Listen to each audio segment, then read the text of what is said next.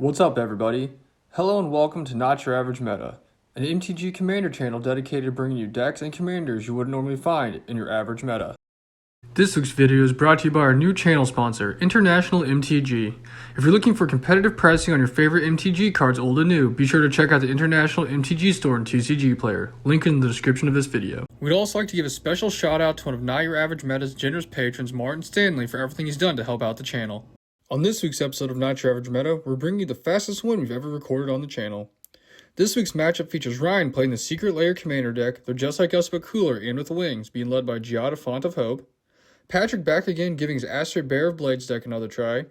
Foggerl playing his rebuilt old buddy Zurgo Helmshasher, and Foil back again playing his own Scry Matters commander Elrond, Master of Healing.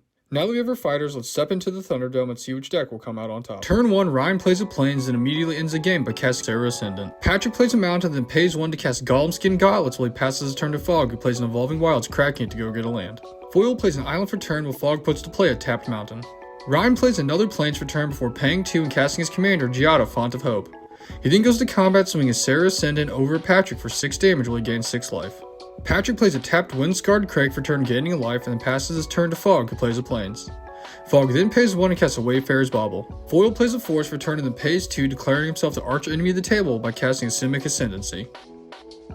Ryan plays another Plains for turn and then casts a Marble Diamond, which he for some reason does not put into play tap. He then goes to combat swinging his Ascendant over at Fog for 6 damage while he gains 6 life, and then he remembers to tap his Diamond. Patrick plays a Plains for turn and then taps out in order to cast a Nettlecyst, which creates him a Phyrexian Germ token when it enters play. Fog plays a Swamp for turn before passing his turn to Foil, who plays an Island for turn and then pays 3 to cast a Sword of Truth and Justice.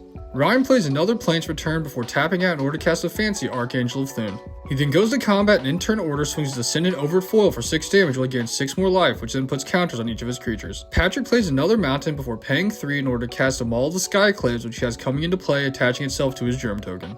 On his instep, Fog pays to crack his Bauble, going to get another Swamp to put into play while Ryan remembers to gain his life. Fog then plays a Plains for turn and taps out to cast his commander, Zurgo. He then goes to combat, swing his commander over at Ryan, who decides not to block and just takes the 7 commander damage. Foil plays a second Force for turn before he also taps out and casts his commander Elrond, Master of Healing. Ryan draws for turn and then goes straight to combat, swinging his Serra Ascendant over at Foil while he swings his commander and his Archangel of Thune over at Fog. Ryan then gains more life and puts more counters on his creatures before he pays 4 to cast a Johnny, Strength of the Pride. He then activates his 0 ability, exiling a Johnny as well as exiling his opponent's artifacts and creatures. His opponents then decide the game is pretty much over at this point and they scoop the game up to Ryan.